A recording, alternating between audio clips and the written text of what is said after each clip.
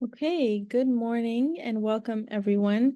Thank you for taking the time to join us this Thursday morning. I hope you're all having a great week so far and enjoying this great weather outside. For today's session, we are joined with some special guests from Learning Technology Services, and there are select speakers that you will hear from that will go over eClass functions and SAVY, which is our virtual assistant, and they will be providing us with valuable information on how to navigate eClass and resources like SAVY that are available to you as students. So you'll get a chance to hear about the various ways that they can support your journey here at York. And then before we get started, I would like to pass it off to Shaylee, who will be taking you through a small assessment to get to know you a little bit better. So I'll pass it over to my colleague, Shaylee. Thank you, Reva. So, getting on to my favorite part of the day, it's the Kahoot session. So, it's something that we do to know you all better. And I hope you all can see my screen now. So, I would request everyone to join kahoot.it, and the pin code is 312. Oh, sorry, I cannot see the pin code. We can see it, Shaylee. I'm so sorry, but I cannot see the pin code, but one of our colleagues will put the pin code in the chat. Okay, it's 312-6911. You can also scan the QR code to join in this session. Again, it's kahoot.it. And if you're able to, you can just scan the QR code to make it easy for you. I see all of you joining in. That's amazing. I'll just give it a minute for everyone to join in, and then we can move on to the question.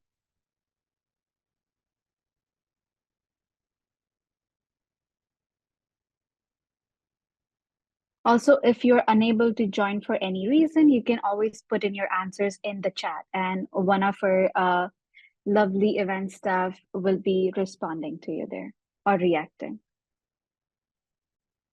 Okay, I see most of you are there. And we can start, now.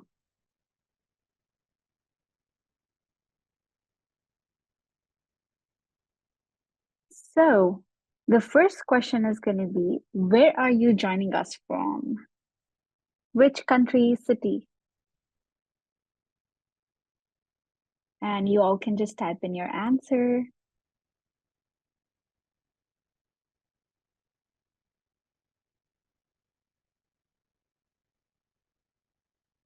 Okay, I see all of you started responding.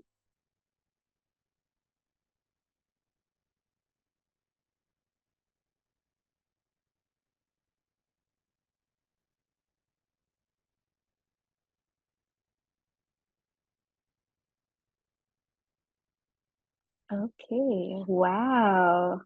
Nigeria, Canada, Brampton, Toronto. Toronto is a bigger one, so that means most of you are joining from Toronto.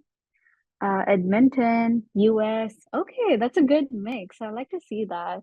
Okay, now moving on to the next one.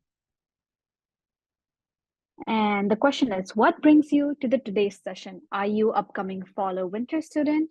Are you a parent or family member of an upcoming fall or winter student? Or are you looking to learn more about general information about York University or something else?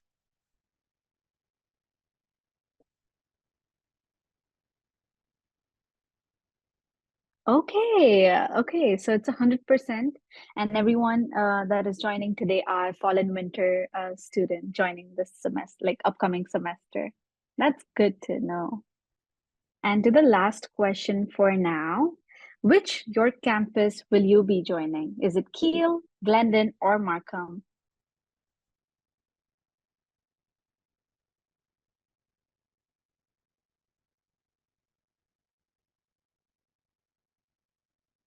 Okay, so it's Kiel and Markham campuses. Okay, good to know. Thank you all for taking your time to join this Kahoot assessment session. I will pass it on to our guest speaker, Janane, today. Over to you.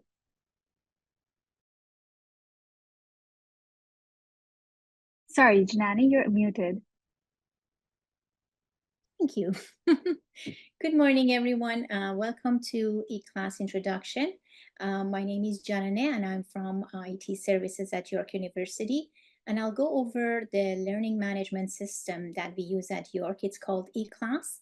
It's powered by Moodle. It's a very powerful tool. It provides different assessment options and supports a variety of different file formats. It's very flexible, very user-friendly, and you will find pretty much a lot of your course information on eClass. You can access eClass online at eclass.yorku.ca. You'll need to log in with your username and password. The username will be the first part of your YorkU email address, as I've highlighted here. The very first time you log in, you will be taken to the profile page. On the profile page, you are required to complete your first and last name, and as well as email address. Once that is done and saved, you will receive a confirmation email to the email that you provided, and then you will need to click on that link to complete the process. Another field that we always recommend to complete in your profile is the time zone, and that's because if you're not located in Toronto, the due dates of your activities will be calculated based on the time zone that you have. So if you're not located in Canada, in Toronto basically, you need to make sure the time zone is set to the location you're actually residing in order for the calculation of the due dates to be correct. Once you've completed that verification step with the email, then you'll be able to go on other pages on eClass. Prior to that, if you try to go anywhere, it will keep you on the profile page until it's complete. Once that step is completed, you'll be taken to the dashboard page. The dashboard is pretty much the main area you can manage all your courses. There are different sections. There is a main section here, and there is a side, right side navigation. There is an announcement bar at the top of the page. Please do make note of the announcements that are go there. There are important information that we add there for information for students to note. On the main section of the page, you see the calendar. This calendar notes of all the events that are going on across different courses. So if you have a quiz due on course 1, 2, 3, or an assignment due on a different course, they're all listed here so you can be informed about that. On the right side, you also see some important information added. This information on both these sections can be modified if you wish to add or remove anything. And that can be done by turning the edit mode on. It's on the top right corner. If you click there, then you'll be able to add or remove. So if let's say you don't want this block here, you click on the cogwheel and you'll say, delete this item for me. And once you confirm, it will be gone.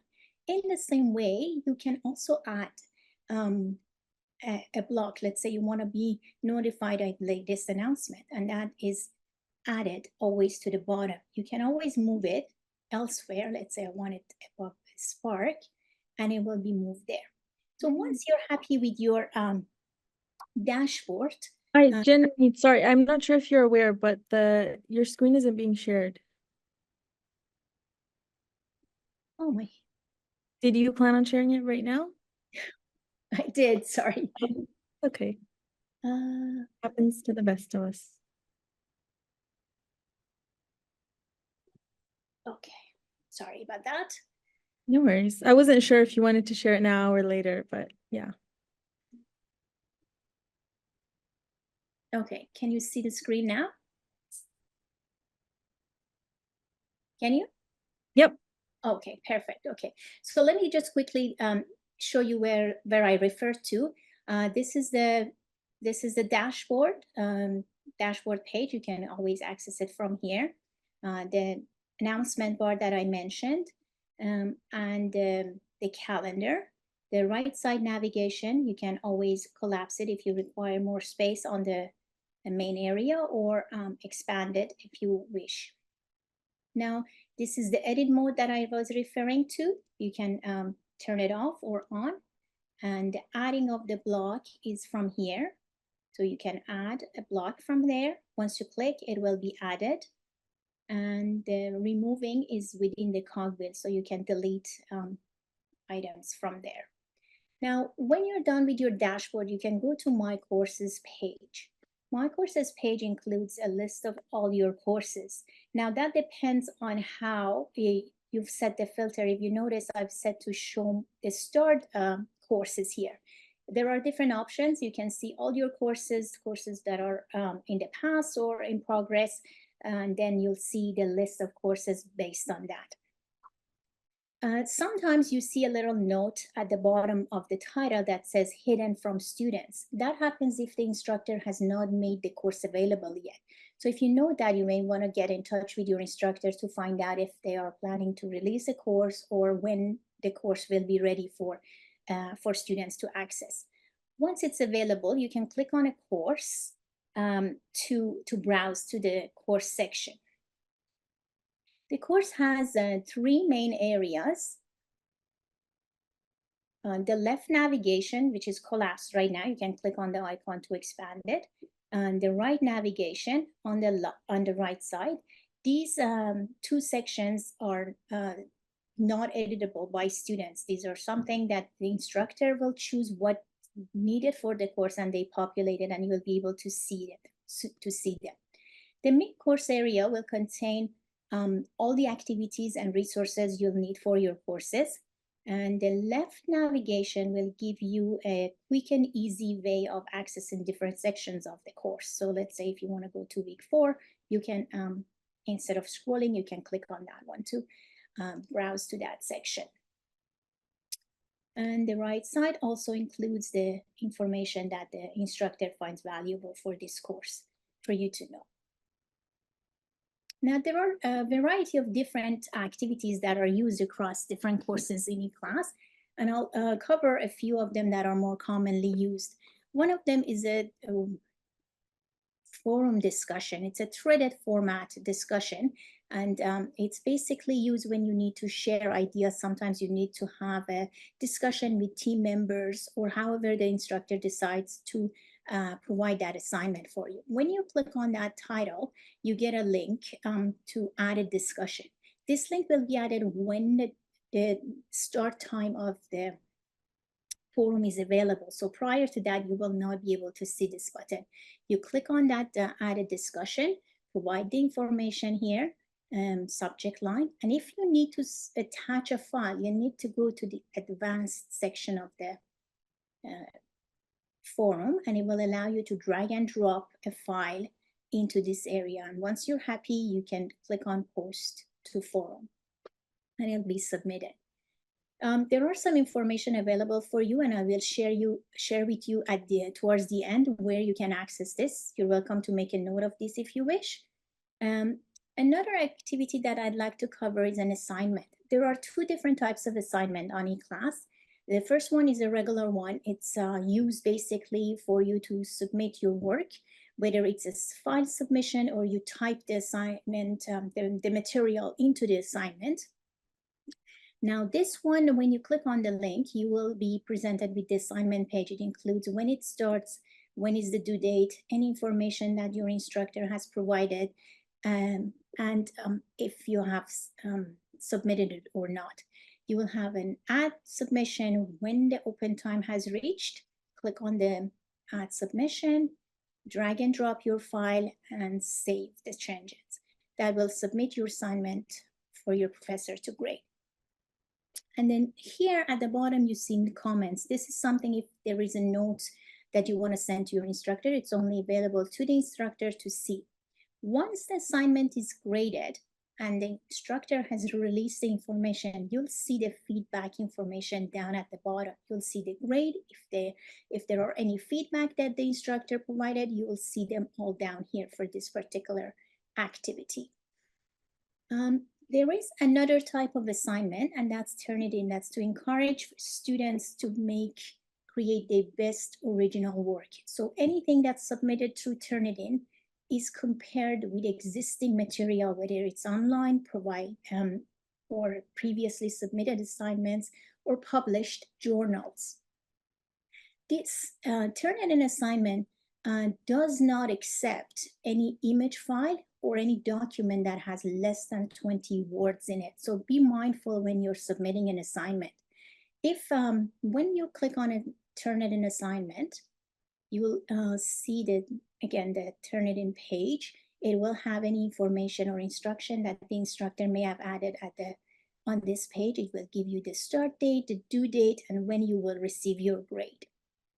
You'll have a little link here to submit your paper, and you will, let's say, we need to provide a title. This one I'd like to show you exactly what happens, because it's very important to get the receipt for your file. Let's say I upload an image file. I want to show you quickly what happens. When you submit it, it will give you a message, but please be mindful that this is not a confirmation. It's telling you that there is an error. So although when you go back, you will see the paper has been submitted, your instructor will not receive this because this is an image file. So depending on how the instructor has configured the assignment, you may be able to delete your submission, provided that it's before the due date. If you have that option, go ahead and delete it and you can submit again. If this icon is not available, you will need to reach out to your instructor. They can delete this submission for you and you can submit it again. So let's remove this submission and try submitting the correct file.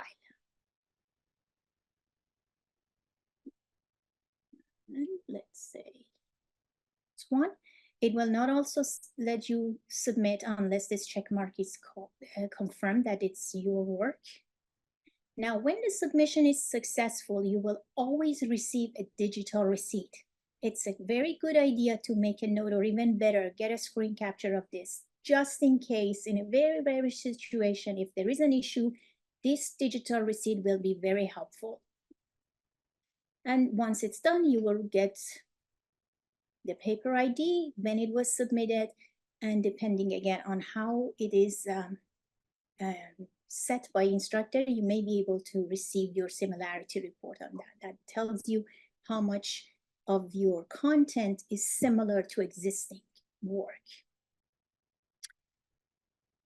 And the last activity I'd like to cover is a quiz. Quiz is an assessment tool. It's asking you questions. There are different file formats in the quiz, including multiple choice, true, false, and even calculation ones for those courses that require mathematical calculation.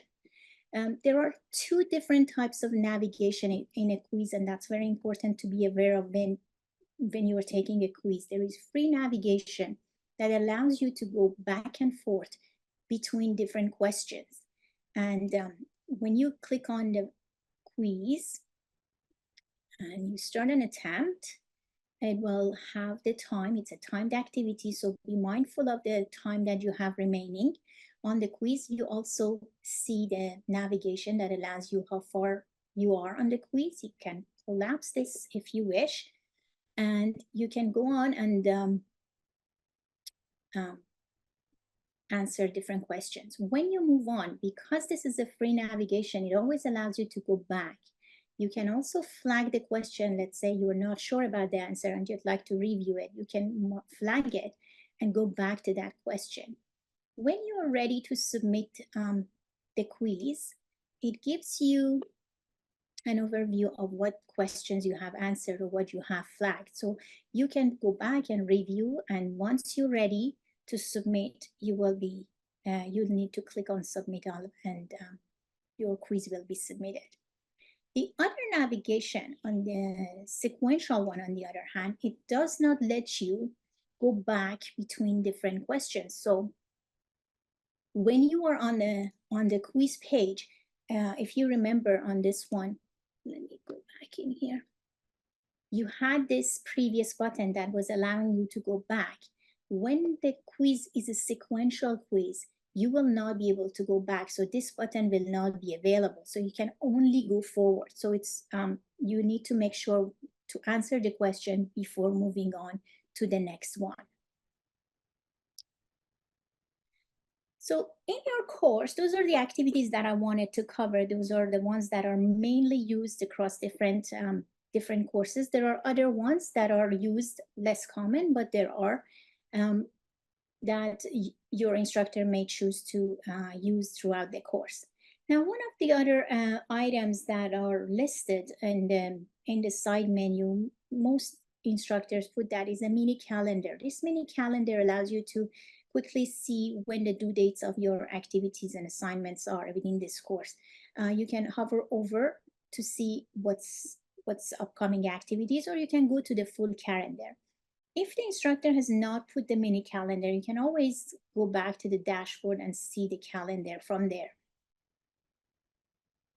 On the full calendar, when you're on here, all the activities are listed. These activities are across all of your courses.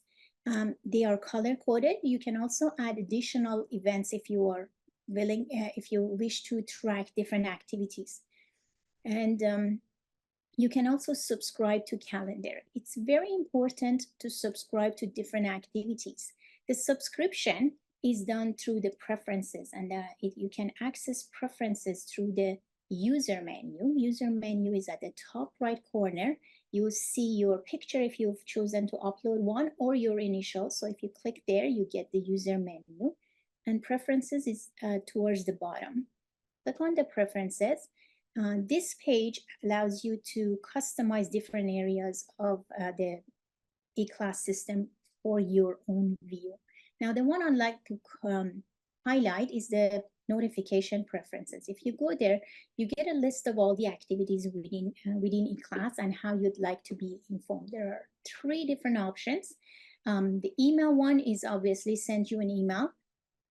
The web sends you a message within the eClass system, and you can see the little icon for notification at the top right corner with a number beside it. This number indicates how many new notifications you have. Now, if you click there, you get a list of all the activities that you have, and you can click on specific ones to view what the message says. The mobile notification is if you have the mobile app for Moodle on your device, and that sends you a notification through your mobile device. Now, these are the different ones. So, for example, forum is very important to receive notification, because sometimes the assignments are set in a way that you are required to respond. So it is good to know when the message is posted to allow yourself the time to respond to that message. Now, eClass also allows you to view your marks or grades. There are 2 different ways to access that. You can see the grades across all your different courses, and that's done through the user menu. If you click on your initial or your photo and go to grades, this one gives you a list of all the courses that you have taken so far, along with the grades that have been given to you.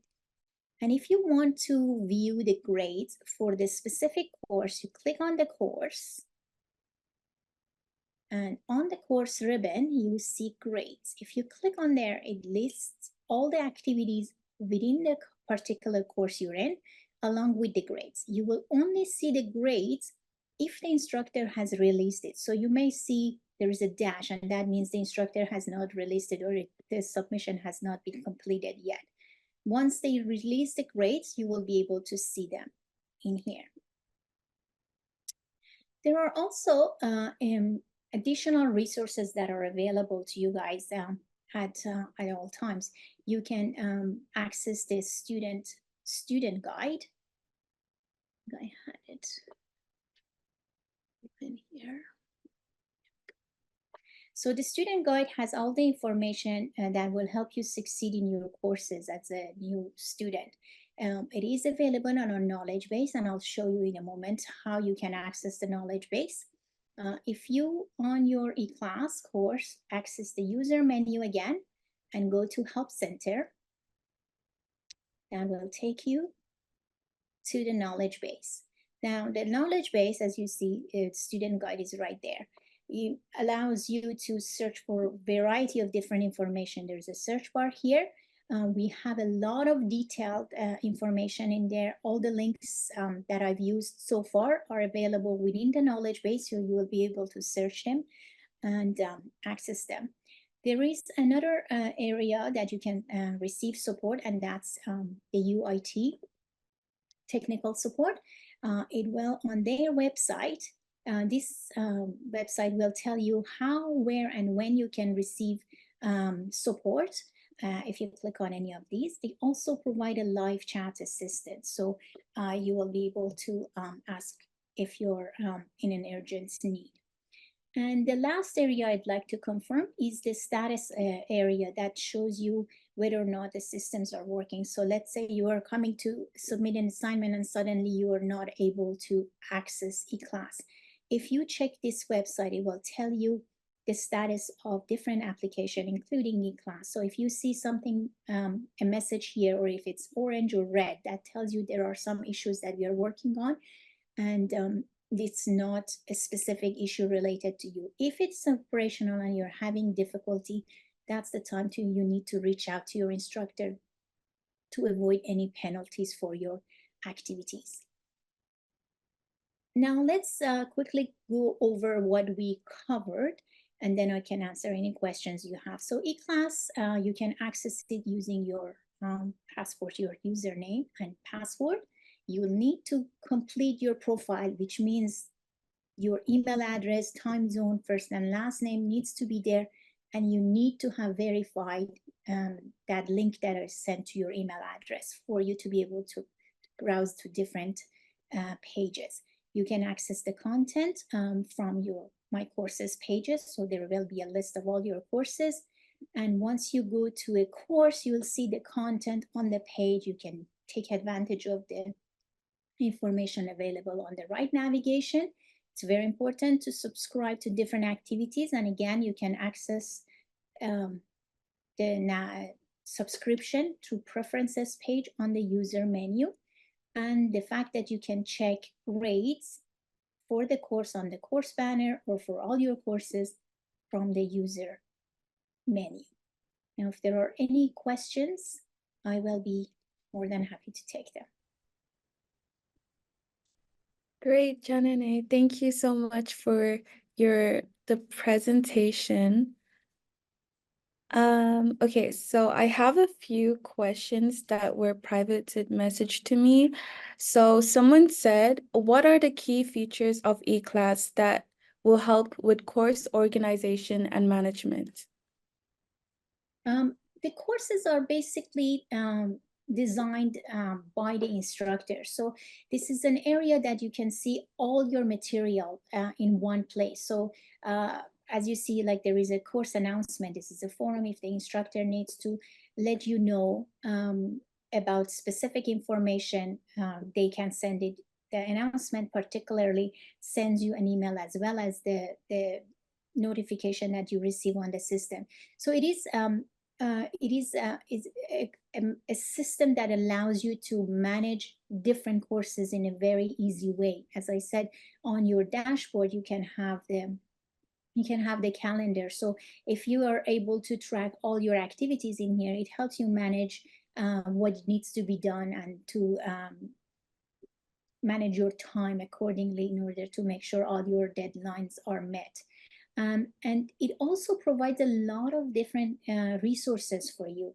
As you see, there are different important links. Some of these are added to your dashboard by default, although you can remove them, but there are a lot of information, especially when you are new to York and you may need to know different areas. There are lots of information available in there that you can access. And on the course page particularly, if you go, again, depending on what your instructor has provided, it gives you an easy access. So on the main area of the course, you can access all your activities, but you'll be able to scroll down. You also have an option of viewing the activities based on the activity type from the course banner here. So if you want to look at all the assignments within a course, if there is an easy way, or if you need to look at the quizzes, there is an easy way to do that. I hope it answers your question.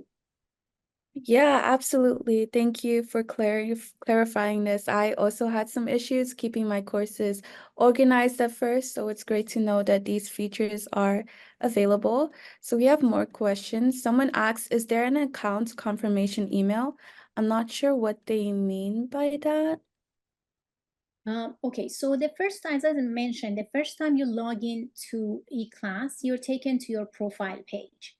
Now, the profile page, this is how it looks when you arrive the first time. So you will be kind of stuck on this page until you provide the email address and verify it. So what that means is when you provide an email address in here and you update your profile, the system will send an email to this email address that you've provided, and it will include a verification code which is asking you to click on.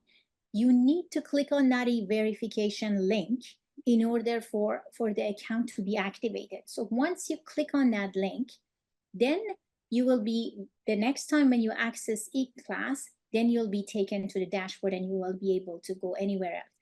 Before this email is done, before you actually click on that verification code, if you try to go anywhere on this site, whether it's dashboard or course page, it will not work. So it will kind of like be stuck on this page until this is done. So you'll need to check for that email now. If you set this email and you don't receive it, make sure to check your junk mail or spam. It will be there somewhere, but you'll need to check. If you check everywhere and you can't find it, then that's the time you need to send an email to IT. It's actually maybe a good idea to make a note of the IT support email. So it's askit@yorku.ca.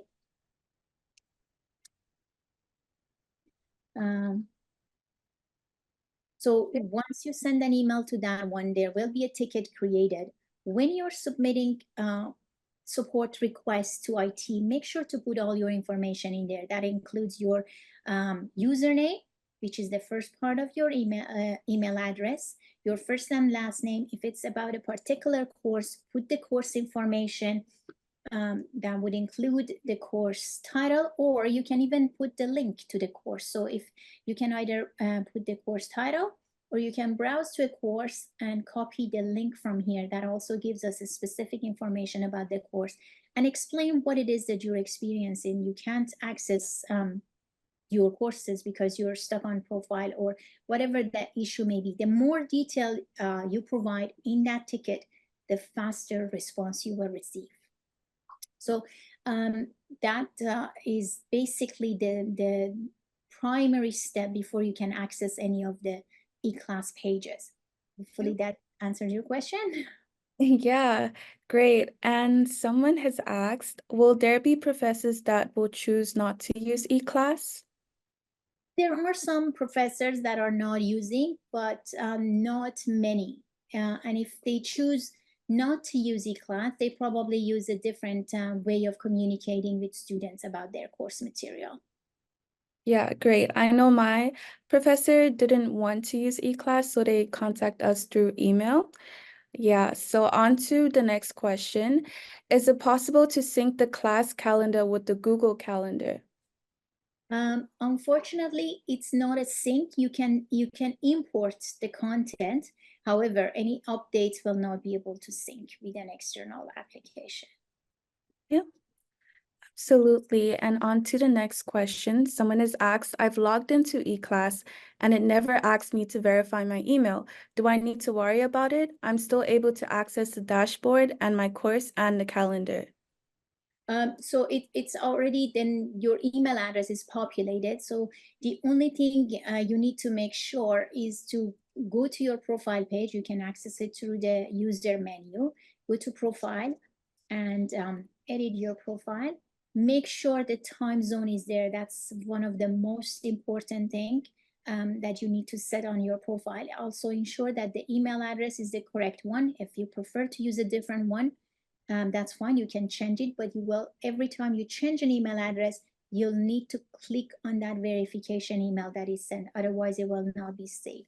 So we always recommend to use your queue email, because it's the system that we can support you if you experience any difficulty. When it comes to using third-party application, if you don't receive an email, you need to reach out to their support, and we won't be able to provide any support for that. Yeah. Thank you, Janine, for answering that question.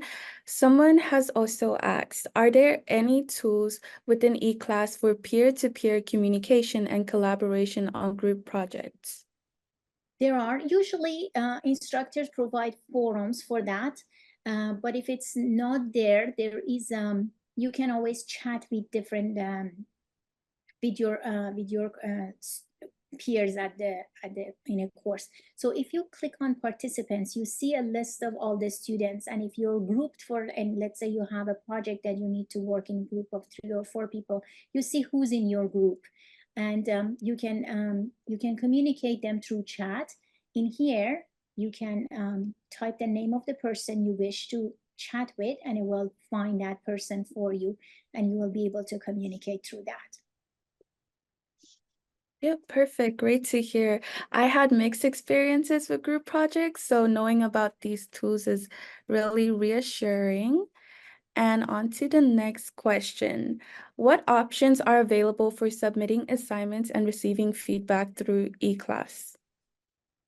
So that depends how your instructor sets it up. As I mentioned, there are 2 different types of assignment the majority of courses use. So depending on which one they choose to use, they will let you know. You will be able to see them on your course page, or you can check on the activities and see what are these activities are everything that you will be assessed on. So whether it's assignment or forum participation or Turnitin, everything will be there. So when you go there, you can click on a particular type of activity. Let's say you want to see how many Turnitin assignments are made in this course, and you'll see them. You will see this list when those ones have been released. So let's say your instructor decided that your final paper will be a Turnitin. However, they've hidden it from students. So at that point, you won't be able to see it. That doesn't mean it doesn't exist. So usually what happens, instructors will have an outline of the course. So it's very important to review the outline that will give you a general knowledge of what's entailed in that course, what are you required to do, what are required reading, whether or not you need to get a book, or how the grades are calculated. So those are the information you need to review upfront. And the system here is very much related to how the instructor sets it and configure it. So sometimes the instructor only allow you to see 1 week at a time. So everything else will be hidden. You won't see it until they release that information. So once it's released, then you'll be able to see that. So those things, you can stay in contact with your professor if there are things that you can't see. Always stay in touch with your peers to see, like, I don't have access to this. Check with others to see if they do have access, just to make sure that you're not missing out on anything. Yeah, absolutely. Thank you. And we also have one question. I know you spoke about confirming your email. So someone has asked, I haven't received a confirmation email, but I can still access the features on eClass. Okay, so when that happens is that email has been already verified. So as long as your information on the profile is up to date and your time zone is correct, so let's say you're in US in a different time zone, make sure that is there, because otherwise your assignment due dates will not be calculated correctly and you may miss a deadline based on that. So this is very important, and make sure the contact information is the email address is correct, and that's all you need to worry about, and the rest is fine. Yep. And on to the last question.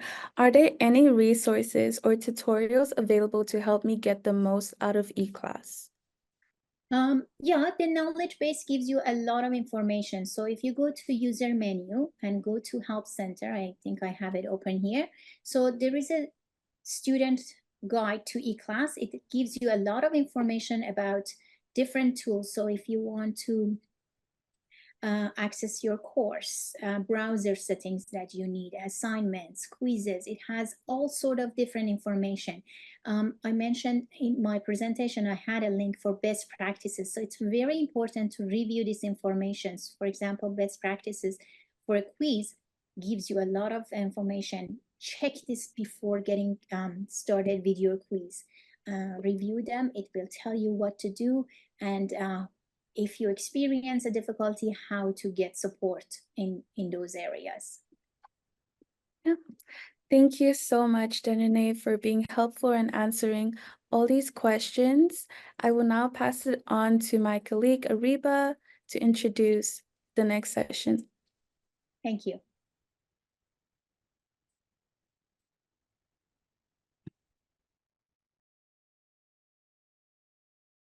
Okay.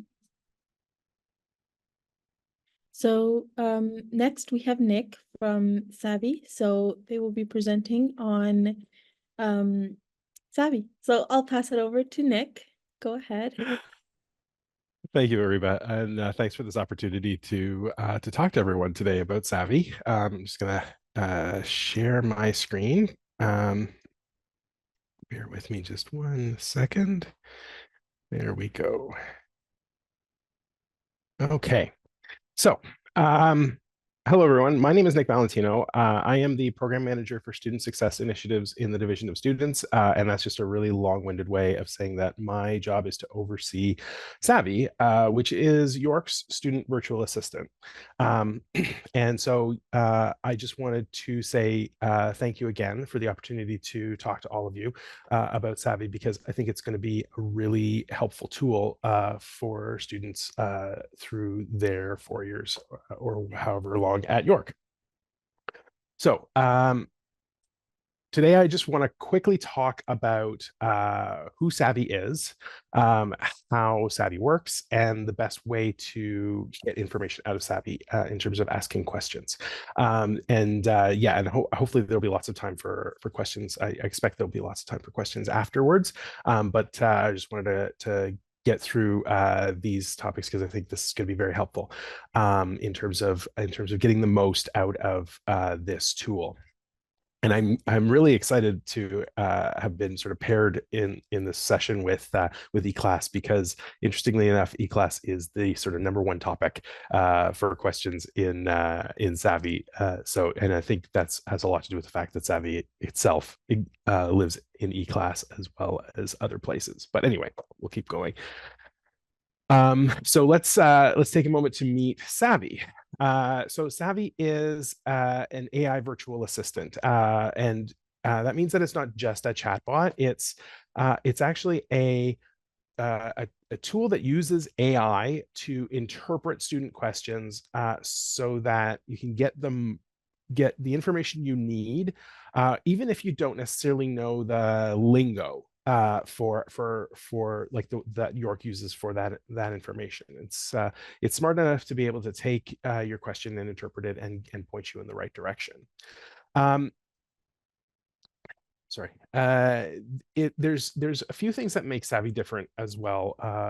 A few other things that make Savvy different as well.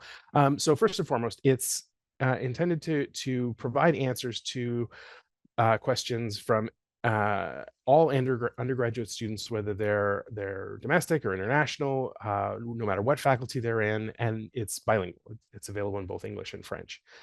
It's intended to give a single authoritative response to any question. And so that's in opposition to something like a Google search, where you get, thousands, if not millions of search results that you then have to sort of sort through and find the piece of information that's right for you. And it's trained in more than 500 topics of conversation about York. So pretty much any question you might have about York, Savvy is going to be able to answer it. And as a sort of smattering, I won't go through all of these questions, but this just gives you a sense of the kinds of questions that or the kinds of topics that Savvy can help you with. And this just scratches the surface. This is just the beginning in terms of what Savvy can answer.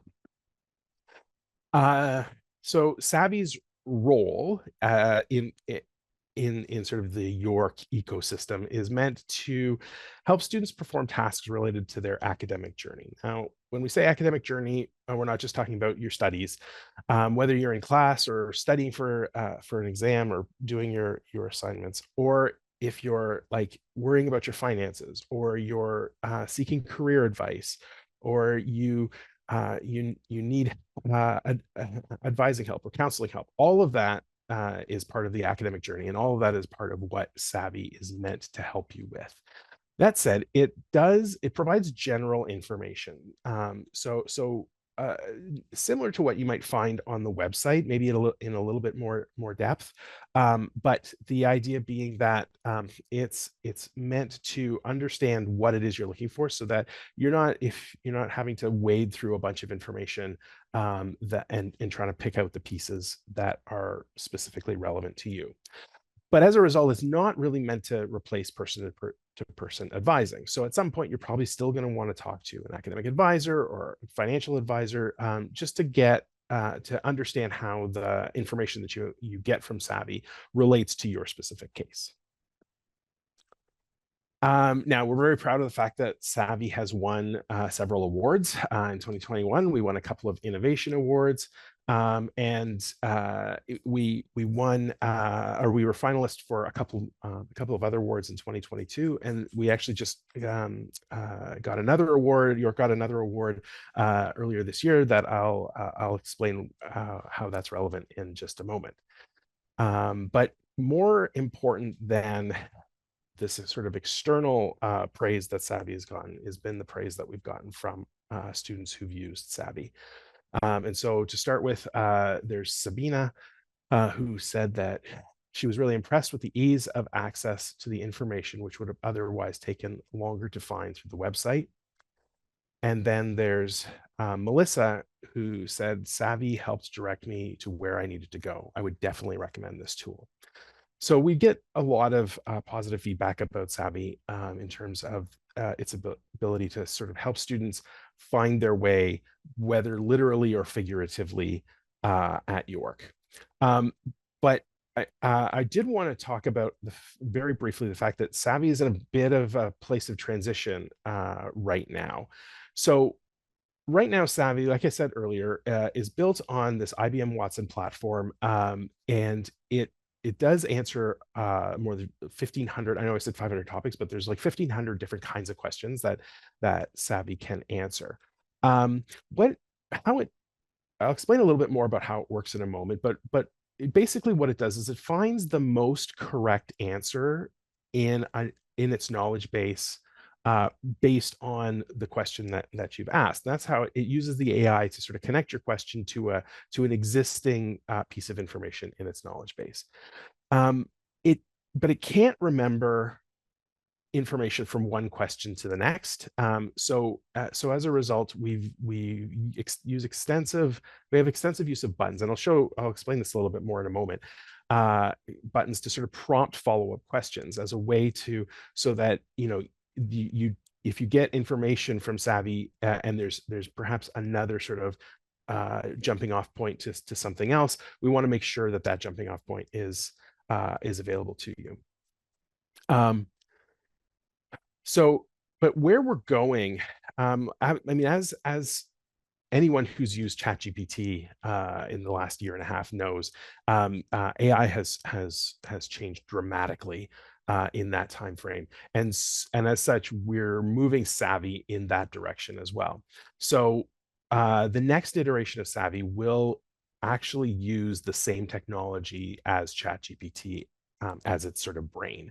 We're using Microsoft Azure OpenAI as the platform, and how that works is a little bit different in that it uses patterns in the information that we give it in terms of its knowledge base to generate answers to your question. And as a result, it remembers the conversation history. So from one question to the next, you'll be able to it'll be able to remember what you've asked and what information it's given, and in that way it can really help in terms of if it does start to explain things in a little bit too complex a way, you can ask it to simplify it, or if you need it to elaborate on one of the steps, you can ask it to do that.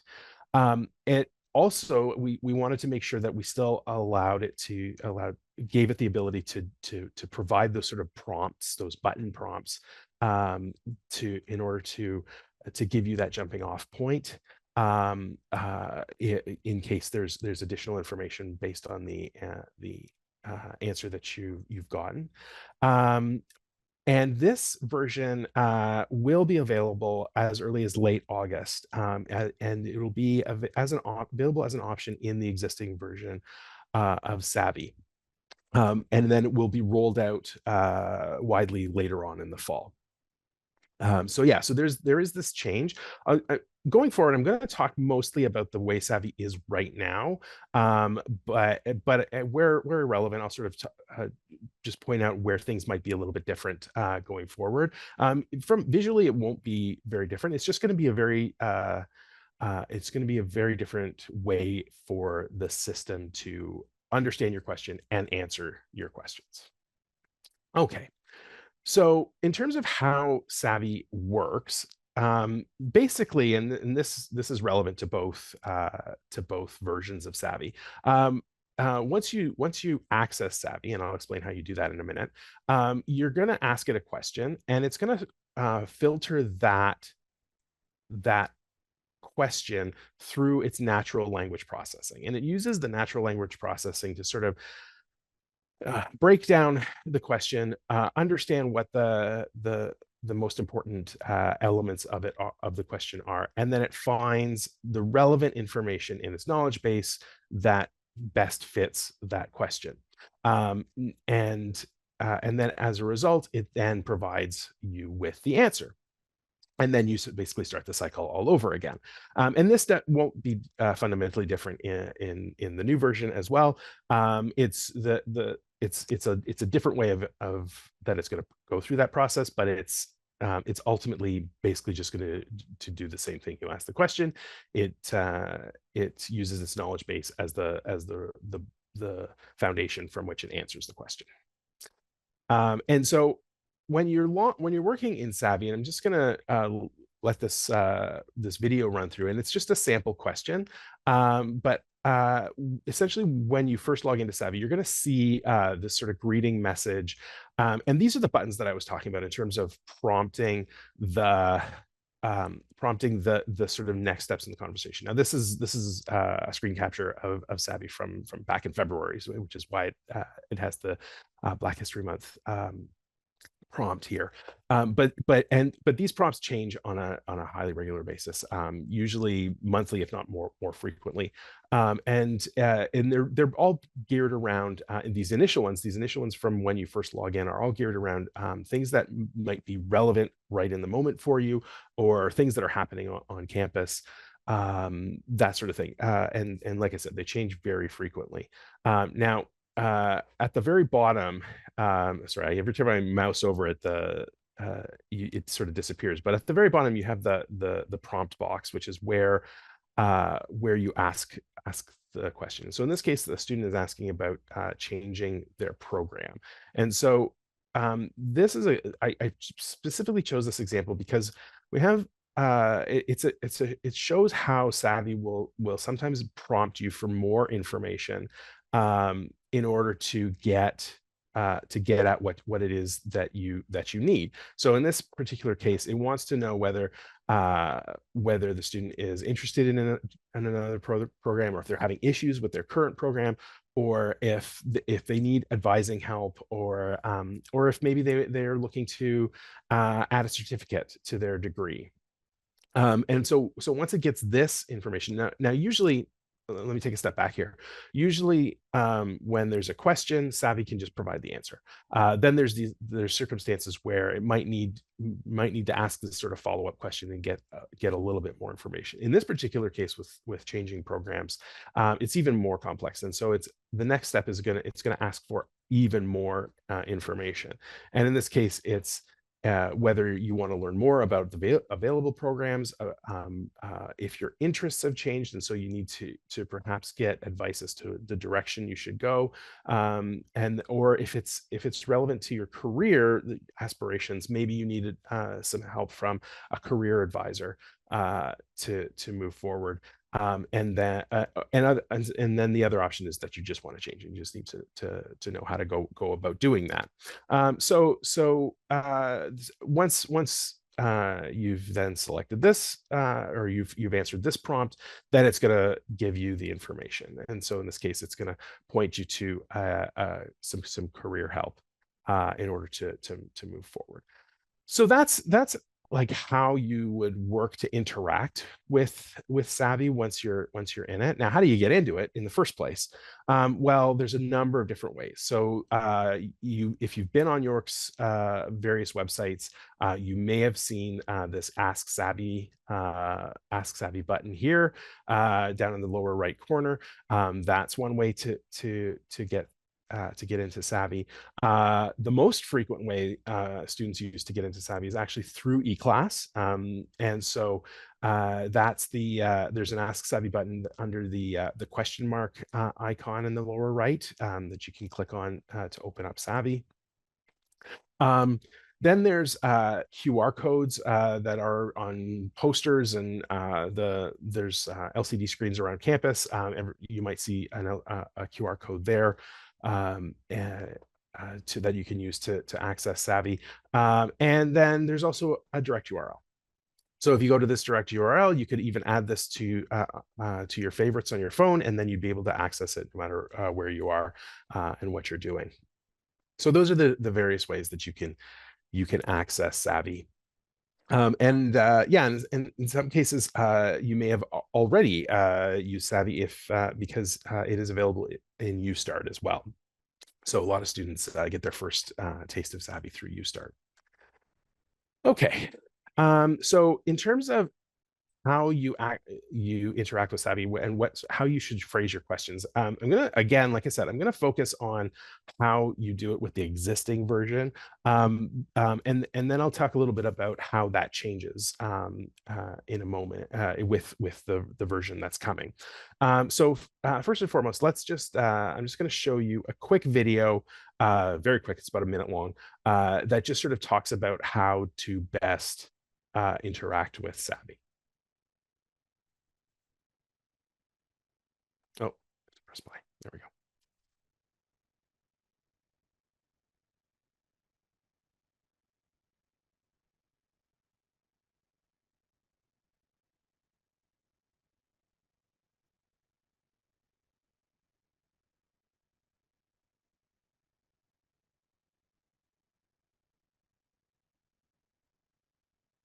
So as the video shows, you want to use actual questions. Now it's not that it won't necessarily be able to answer, just a keyword prompt.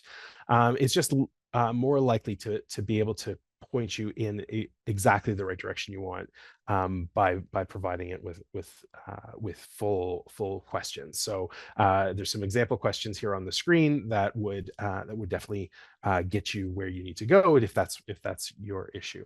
And so this in this respect, by asking questions in this way, you're more likely to get a response, and rather than Savvy not being able to understand. Now, as it stands right now, what you also don't want to do is ask particularly complex questions, right? So, like as soon as you like if you wanted to how do I drop a course after deadline, and where do I go to do that? That is too complex for the existing version of Savvy, right? We need simple, straightforward questions. That said, as you probably know from working with ChatGPT in the past, that particular platform is very good at understanding more complex questions. And in fact, the more detail you provide, the better. answer you'll get. And so that's where Savvy is moving to as well. Much more the ability to understand much more complex questions. And so that's something that we're looking forward to, because you know, a lot of students do ask more complex questions, and being able to provide answers to those questions is very important. Okay, so that pretty much covers what I wanted to talk about today. I will flash up this QR code so that if you do want to give Savvy a shot on your phone or whatever, you can use it to do that. I'll leave it up for just a moment. But besides that, that's pretty much it. And I'm hoping that maybe I can answer any questions that you might have. So thank you very much. Great. Thank you, Nick, for your presentation. It's honestly interesting how helpful AI can be. So we do have a bunch of questions actually. So someone has asked, does Savvy give accurate information? Will it give a wrong or inaccurate answer? So no, it will not give wrong answers, especially the way that it's built right now using Watson. It can only provide answers that we craft for it. Now, of course, as we transition to generative AI, it's building the answer there. But that's part of the reason why we chose to go in the direction we went with what that technology is, what the technology we're using, because it's the same fundamental technology as ChatGPT. It's not ChatGPT. It's a different platform, and it gives us a lot more control over how the AI will answer those questions. So now, you know, it is generative AI. There is always an opportunity for there to be hallucinations, if you know that term. But that possibility has been ratcheted down to the barest percentage of possibility that we can possibly get. And what we've found in our testing with this new technology is that really, if you're asking a question about York, because its now knowledge base is populated with information about York, it's going to provide you the right answer. It's when if you start to drift away from topics about York, that it might be a little bit more likely to give you the wrong information. Yeah, great. Thank you for answering that question. And on to the next question. What specific academic support services does Savvy offer to help students succeed? Oh my gosh. So right now, Savvy can basically answer questions that you might have about pretty much any service that's available on campus. And so, like, if, for example, if you're having trouble studying for an exam, it can point you in the right direction for how to help with that. Now we have big plans for it to be even more detailed in that those kinds of information, so that it's not just necessarily pointing you in a particular direction, but it can actually sort of give you some tips and tricks and things like that. And certainly, if you ask it for academic tips, it's gonna be able to provide that as well. As well as tips like around health and wellness and so on and so forth. So yeah, so it really is meant to help you with pretty much anything you might run into at York. And if it can't give you the specific information, it's definitely at the very least going to point you to the resource that will give you that information. Yeah, thanks for that overview, Nick. I personally found academic support to be crucial, so it's good to know that Savvy could help with that. On to the next questions. What strategies does Savvy recommend for improving time management and study skills? Well, right now, Savvy won't try to do that, because that is definitely sort of the better handled by, for example, our learning skills team. So what Savvy would do in that respect is it would recommend reaching out to the learning skills team. They have amazing workshops and advisors that can help with those those sorts of things. There, like I said, it can give some basic tips. But beyond those basic tips, what it'll do is it'll point you to the resource that's available on campus. Yeah, yeah, thank you, Nick. And I know you touched on this topic already, but someone has asked in the chat, what kind of academic questions can you ask Savvy again? That's actually, I'm glad somebody asked that question, because it can be a little bit confusing. So for example, right now, Savvy doesn't know, it knows what courses you're in, but it doesn't know, for example, like what assignments you might have due. Right now, that's something that we're hoping in the not too distant future, Savvy will be able to have access to. But as it stands right now, if you're looking, if you want to know, okay, what's my next assignment in my courses, unfortunately, Savvy's not going to be able to answer that question for you. But if you're looking for example, I showed the change program conversation during the presentation, and if you're thinking, okay, well, I need to understand the requirements for my degree, Savvy can point you can certainly help you with finding those requirements. If you're looking for how to connect with your professor, or like I said, eClass is a frequent topic. So if you're having technical support issues in eClass, you can often go to Savvy and get information for how to resolve those as well. So those are the kinds of questions that you can answer, or you can get answers for. But it's when we get specific to your like specific courses and what your assignments are and things like that. Unfortunately, it does not yet know how to answer those questions. Yeah. And the last part of what you just said goes on to my next question. Are there any plans to improve or expand Savvy services in the future based on student feedback or new needs? Absolutely. We're so excited about this new platform and the possibilities that it opens up for us. Because we have lots of plans. I can't get into them right now, but I sort of hinted at one just a moment ago that we're hoping for. And even just like our intention is to give access to certain information about students, but the piece that we want to emphasize about this is that our plan is to maintain privacy for as long as possible, and that's part of what we're looking at with this platform as well, is that all of the information about the student that Savvy does have access to, and the information that's provided, that might be provided in the questions, all of that stays at York. Really, the only thing that we do with respect to answering questions and that isn't at York is specifically parsing the question itself, like in terms of connecting it to the answer. Beside that, like that at that point, it's I won't get into the technical details, but at that point, it's basically just numbers, right?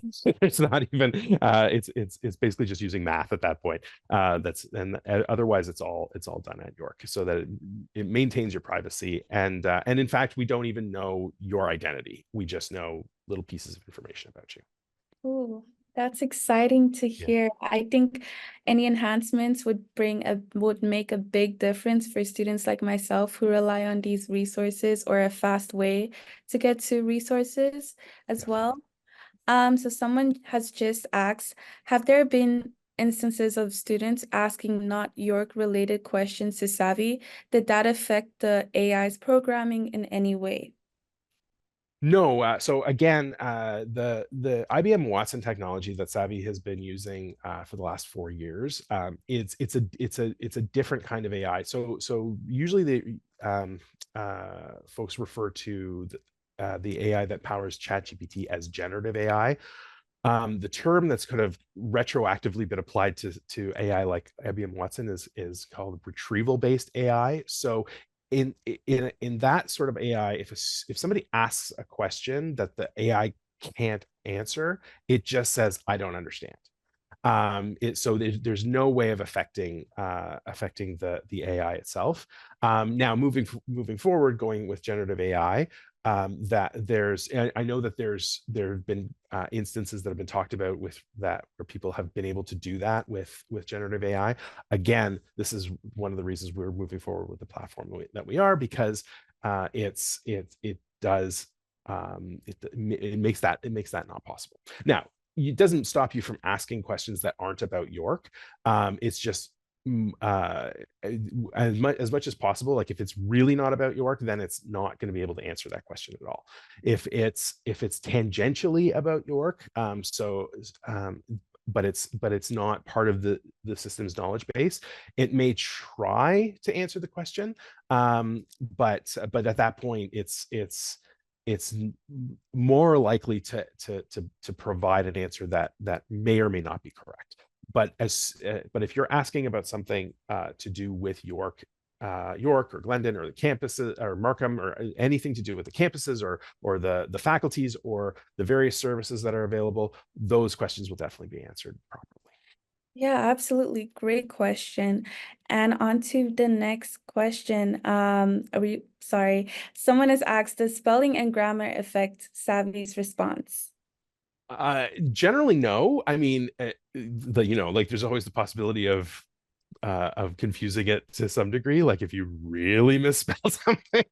And what has been funny over time, because I do see the questions that get asked, and some students just want to try it and see what happens if they just type gibberish and stuff like that.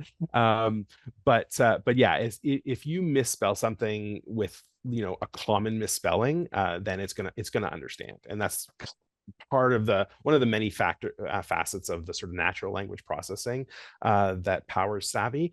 But like I said, yeah, there's probably a way that you could find to misspell something where it will misunderstand it, but I think you'd have to try hard. Yeah, thank you, Nick, for answering that question. And on to the next question. Someone said, are there any workshops or events hosted by Savvy that focus on any academic success or extracurricular activities? Not specifically. Like often when those type of events are happening, Savvy does have a presence there. And I'll give you an example. The various advising areas across campus come together usually a couple of times a year to do sort of what they call as pop-up advising fair. So basically it's an opportunity for students to just sort of like stumble upon advisors. Usually it's in Berry Hall, but it's been in other locations as well. And usually at that event, or always at that event, Savvy is there as well. And it's an opportunity for students to maybe ask their question of Savvy before they stand in line. Similarly, back to school, you'll probably see Savvy's on the first day back in the lobby at the Bennett Center, which is where student support and advising is located, just as a way to remind students that Savvy is often a good first place to go when they have questions that might lead them to student support and advising, because in some cases they can get their question answered without having to stand in line or wait to see somebody. So that's the way that we sort of bring Savvy out to events like that, is to just sort of participate in ones that are happening as a result of other student support events and student support areas. Yeah, thank you for answering that question, Nick. Pleasure. And on to the next question. Someone has asked a question about eClass. Given the possibility of this year's strike to happen, is it likely that we'll have online classes for a while before we start learning in person? Oh gosh, I am not the person to answer that question, unfortunately. I'm sorry. Yeah, that's definitely not something that I would be able to answer. But whatever happens, Savvy will be there to help guide your way. Like, so as an example, when during the pandemic, which is actually when Savvy started, was right just before the pandemic started. And so there was a huge transition from in-person learning to online learning, and then back again a year and a half or 2 years later. And so there was a lot of students relied on Savvy to help with that transition. And Savvy was able to sort of provide information and resources and to keep people up to date. For example, when we were transitioning back, okay, how are classes going to work and as we're coming back. So those kinds of things, that Savvy is always set up to provide support no matter what's happening on campus. Yeah. And I see Ariba just responded to that question. I would also say if there is any changes, your professor would email you and tell you if there are any changes. Yeah. So on to the next question. Someone has private messaged me. Are there any peer support or mentorship opportunities available through Savvy?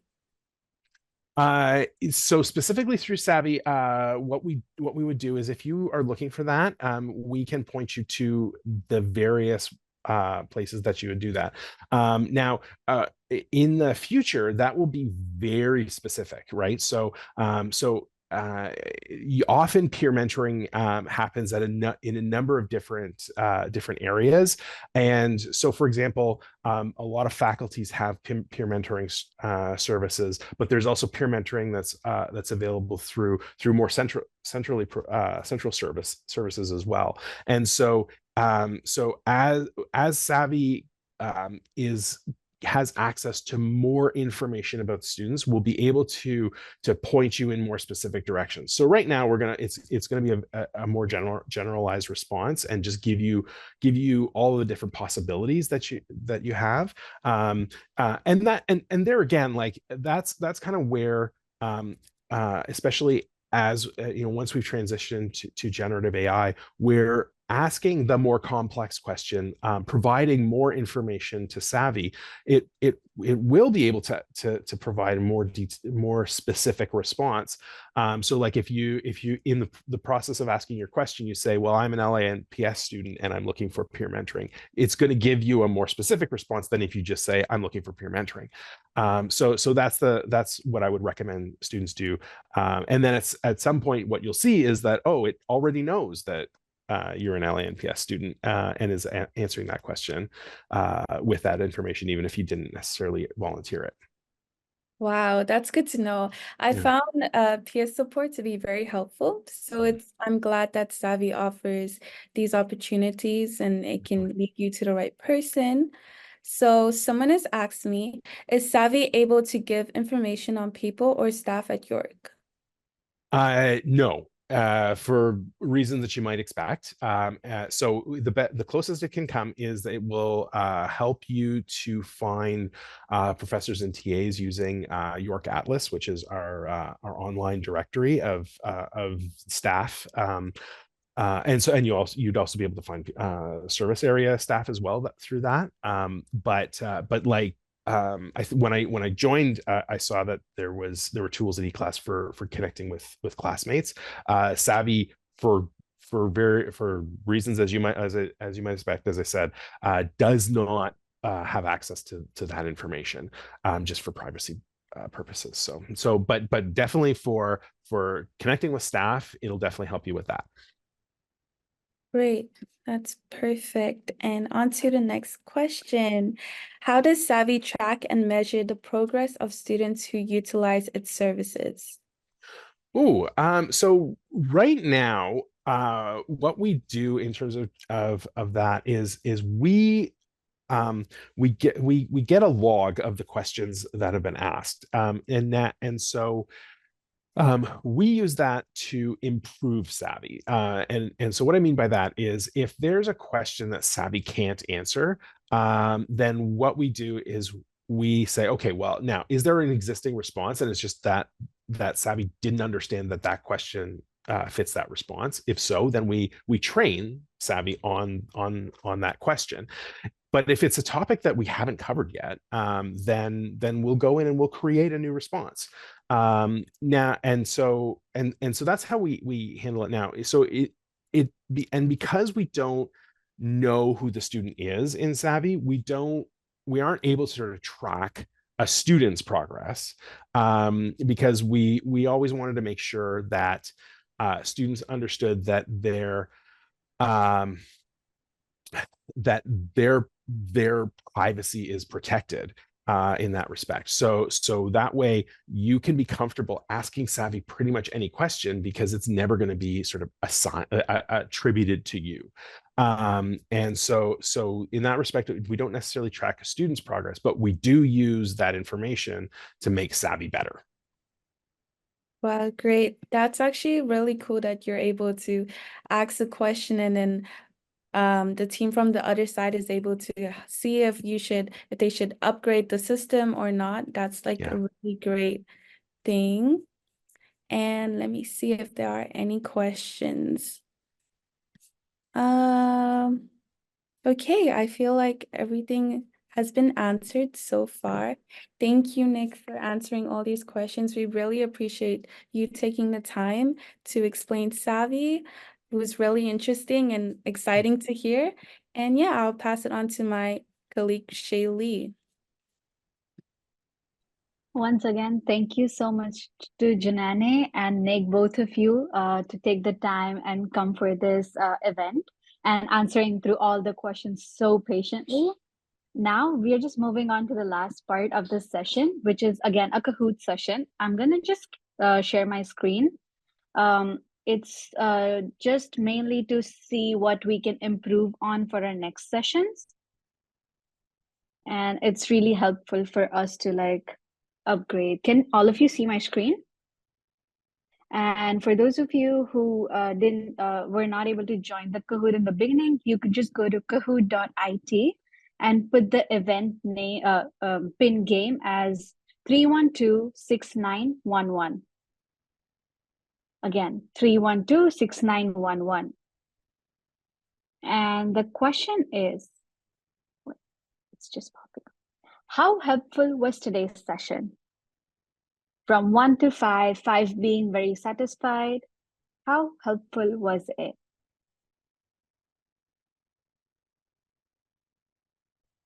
I see a few of you have already started responding. That's great. And if it doesn't work, you can always put in your answers in the chat and one of our staff will go through it. Okay. That's good to know. It's more towards the satisfied side, and that's amazing. Thank you all for answering that. Next question is, what is something that you would like to know more about going forward? I know eClass was like the first thing that you'll be using going into the new semester, but what is something more that you're looking forward to?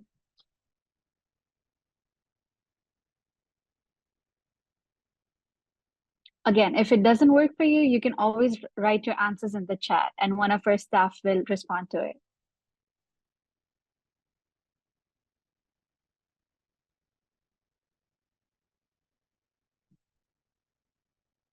Okay, so Moodle and going to uni.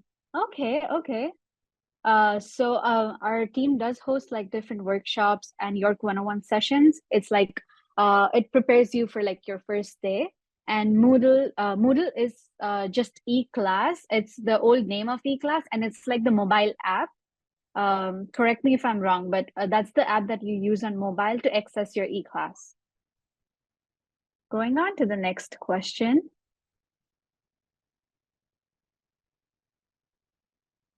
Please rank the following York-related topics that you would most likely to learn about, and you can select multiple. Is it about enrollment and finances, student community organizations, community and city transit, campus building and residences, York history and values, or campus recreation and athletics?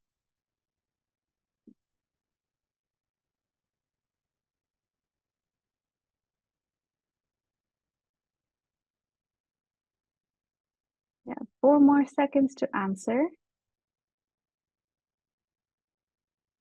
Okay, that's good to see. It's a good mix of all the answers.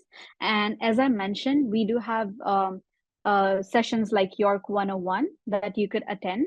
And also definitely not miss your orientation and academic orientations, because those basic informations are also like covered in that session. Okay, and you can scan this QR code to check our Eventbrite page and sign up for all the future events. And also follow us on Instagram, that is Student Life YU. And I will stop sharing my screen and I'm passing it on to my colleague Rachel to end off this session. Okay. Hi, everyone. Thank you once again for joining us on our today's information session. I hope you're able to learn so much about Savvy and eClass, since this is very important to use coming into university. Thank you once again to our guest speakers for enlightening us and teaching us more about the services at York. If you have any more questions, you can feel free to put it on Slack or email us at newstudent@yorku.ca.